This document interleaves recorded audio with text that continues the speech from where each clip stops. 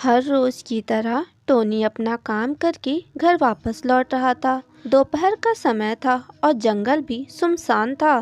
तभी टोनी को किसी चिड़िया के रोने की आवाज़ सुनाई देती है। अरे इस समय भला कौन रो रहा है? कोई दिखाई भी नहीं दे रहा है। एक बार जाकर देखता हूँ। टोनी उस आवाज़ का पीछा करते हुए उस चिड़िया के पास पहुंचता है। अरे बहन, तुम कौन हो और अपना चेहरा क्यों ढकी हो? मेरा नाम टुनटुनी है और मैं सोनपुर जंगल से आई हूँ। वहाँ मेरा ससुराल है। कुछ समय पहले की बात है। सोनपुर जंगल में टुनटुनी की सास टुनटुनी पर बहुत कहर ढाती थी। अरे ओ कलमोही, कहाँ मर गई? इतने सारे बर्तन हैं, कौन धोएगा? तेरी माँ आएगी क्या धोने कि तेरा बाप आएगा? नहीं माँ जी, मैं धो देती हूँ। माँ जी, आपको कुछ भी कहना है तो कृपया मुझे कहिए, मेरे माँ बाबा को मत कहिए। अरे मोरी मैया, जुबान तो देखो महारानी की, कैंची की तरह कच कच कच कच चल रही है। ये मत भूल, तेरे बाप ने दहेज में तुझे बस एक गैस चूल्हा दिया है। अब चल जल्दी से सारा काम खत्म कर, मैं अभी आती हूँ। टुनटुनी की सास इतना कहकर अपनी सहेली काजल कौवी से मिलने के लिए जाती है। अरे कोकिला, बहुत दिनों बाद दिखाई दी हो, कहो कैसी हो? मैं तो अच्छी हूँ काजल, तू बता, तेरे गले का हार तो बड़ा चमक रहा है। हाँ, पूरे 1 तोले का है। बहू के मायके से आया है। हाँ काजल, तू ही मजे कर, जो इतनी अमीर बहू मिली है। एक मेरी बहू है जो मायके से दहेज के नाम पर बस एक गैस चूल्हा उठाकर लाई है। बताओ भला, एक सोने का चैन तक ना दिया हमारे बेटे को, और ऊपर से मेरा भोला बेटा कुछ मांग भी नहीं पाया होगा। मैं क्या कह रही थी कोकी, तुम अपने बेटे का दूसरा ब्याह करा दो। अरे लेकिन एक बहू के रहते दूसरा ब्याह कैसे करा दूं? अरे कोकी, तुम मेरी बात समझी नहीं ना।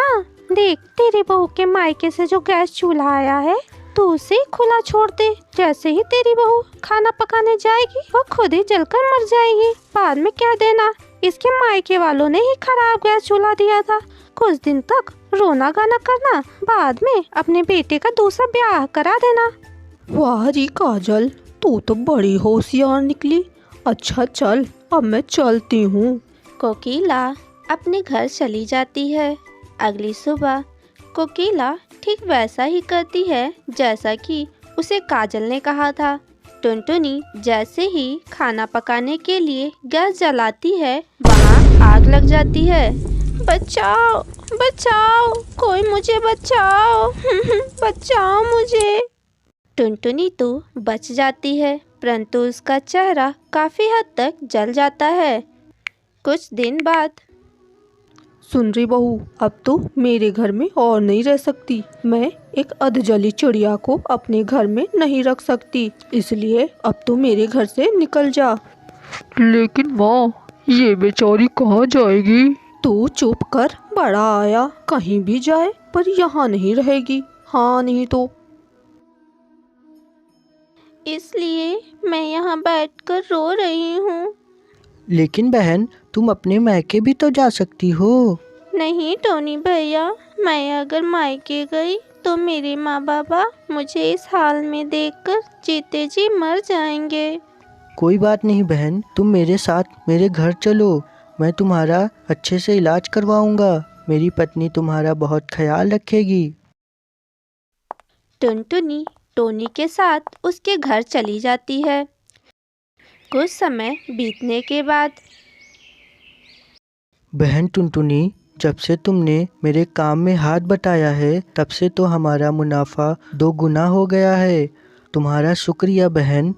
शुक्रिया मत कहिए भैया, ये तो मेरा फर्ज था। जहाँ लोग अपने अपनों का साथ छोड़ देते हैं, वहाँ आपने मुझे रहने के लिए जगह दी और मेरा इलाज भी करवाया। भला आज के ज़माने में ऐसा कहाँ कोई किसी के लिए करता है। टुनटुनी टोनी और मीनू के साथ अब खुशी खुशी उसके घर में रहने लगती है। इधर टुनटुनी की सास, हाय रे मेरी फूटी किस्मत, क्या सोचा था और क्या हो गया। ना तो बहू मरी और ना ही बेटे के दूसरा ब्याह करा पाई। ऊपर से पता नहीं कल मोही ने कौन सा जादू कर रखा है बेटे पर। जब से गई है तब से मेरा बेटा सिर्फ पिए ही जा रहा है। घर का राशन पानी भी खत्म हो गया। ऊपर से ये चूल्हा फूक फूक कर मेरी हालत खराब हो गई।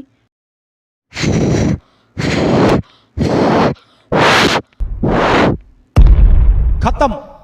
Bye bye tata. जैसी करनी वैसी भरनी।